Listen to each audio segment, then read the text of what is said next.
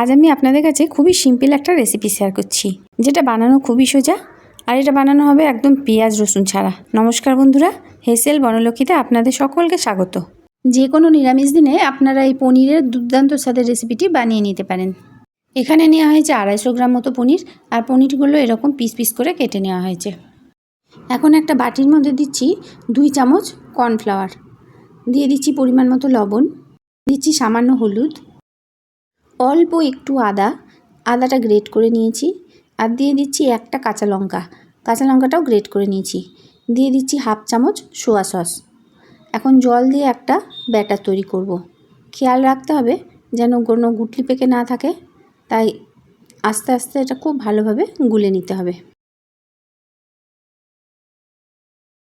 এখানে আপনারা 1 চামচ ময়দাও দিতে পারেন, তো আমি আজকে ময়দাটা দিইনি, আমি শুধু কর্নফ্লাওয়ার দিয়ে এটা বানিয়ে নিচ্ছি।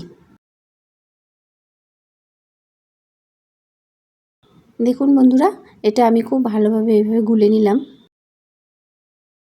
একদম পাতলা করে গুলতে হবে।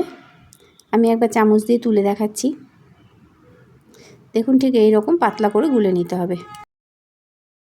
এখন এই ব্যাটারের মধ্যে পনিরের টুকরোগুলো দিয়ে দিচ্ছি। এখন এই পনিরগুলো খুব ভালোভাবে ব্যাটারের মধ্যে মিশিয়ে নিতে হবে।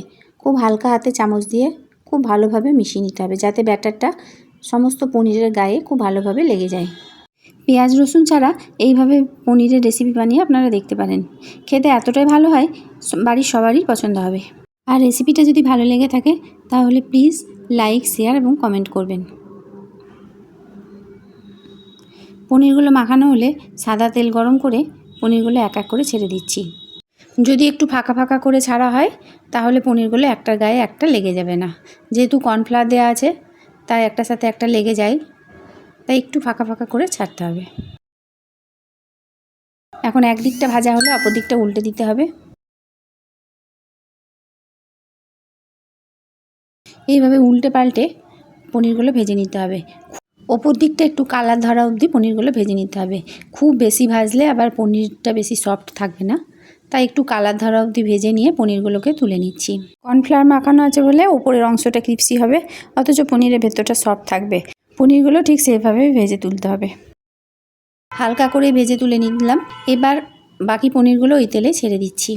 এগুলো উল্টে পাল্টে ভেজে নেব। সব পনিরগুলো ভেজে নেওয়ার পর তেল কিছুটা কমিয়ে রেখে ওই তেলেই দিচ্ছি 1/2 চামচ মতো গ্রেট করে নেওয়া আদা, দিয়ে দিচ্ছি কাঁচা লঙ্কা কুচি। এখানে আমি 2টো কাঁচা লঙ্কা কুচি দিলাম। আদা লঙ্কাটা ভেজে নেওয়ার পর এর মধ্যে দিয়ে দিচ্ছি মোটা করে কেটে নেওয়া ক্যাপসিকাম। এখানে আমি একটা গোটা ক্যাপসিকাম দিয়েছি। পরিমাণ মতো লবণ দিয়ে এখন ক্যাপসিকামটা ভেজে নিতে হবে। ক্যাপসিকামটা 1 মিনিট মতো ভেজে নিলাম। এখন এর মধ্যে দিচ্ছি টমেটো সস। এখানে আমি 4 টেবিল চামচ মতো টমেটো সস দিয়ে দিলাম। দিয়ে দিচ্ছি চিলি সস, 1 টেবিল চামচ মতো চিলি সস দিচ্ছি। আর দিচ্ছি সোয়া সসও 1 টেবিল চামচ মতো দিয়ে দিলাম।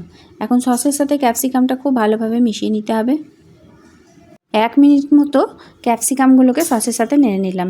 এখন যে বাটিতে কর্নফ্লাওয়ারের সাথে পনির মেখেছিলাম সেই বাটিতেই একটুখানি জল দিয়ে বাটিটা ধুয়ে এর মধ্যে দিয়ে দিলাম, কারণ বাটির মধ্যে একটুখানি কর্নফ্লাওয়ার ছিল, সেটা দিলেই এটা পুরো হয়ে যাবে। আলাদা করে আর কর্নফ্লাওয়ার গুললাম না। যদি আপনাদের এক্সট্রা বাটিতে কর্নফ্লাওয়ার না থাকে তাহলে এখানে 1/2 চামচ কর্নফ্লাওয়ার জলে গুলে আপনারা এখানে দিয়ে দিতে পারেন। তো আমার বাটিতে কর্নফ্লাওয়ার ছিল বলে আলাদা করে দেওয়ার দরকার হলো না। এখন স্বাদের ব্যালেন্সের জন্য 1/2 চামচ মতো চিনি দিয়ে দিলাম। যেহেতু নিরামিষ রান্না তাই চিনিটা দিলে ভালো লাগে। এখন ফুটতে শুরু করলে ভেজে নেওয়া পনিরগুলো দিয়ে মাখিয়ে নিলেই এটা তৈরি হয়ে যাবে। গ্যাসের আঁচটা এই সময় লোতে করে দিয়েছি, কারণ হাই ফ্লেমে থাকলে এই কারিটা কিন্তু একদম টেনে যাবে। লো ফ্লেমে কিছুক্ষণ নেড়ে চেড়ে মিশিয়ে নিলেই সম্পূর্ণ নিরামিষ চিলি পনির তৈরি। রুটি, লুচি, পরোটা যে কোনো জিনিসের সাথে খেতে ভালো লাগবে। আমার চিলি পনির তৈরি হয়ে গেল। এখন গ্যাসটা বন্ধ করে দিলাম।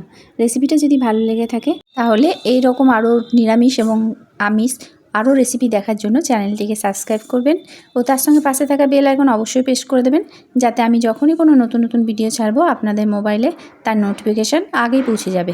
ভালো লেগে থাকলে প্লিজ লাইক, শেয়ার, কমেন্ট করতে ভুলবেন না। সমস্ত রেসিপিটি দেখার জন্য হেসেল বনলক্ষ্মীর তরফ থেকে অসংখ্য ধন্যবাদ।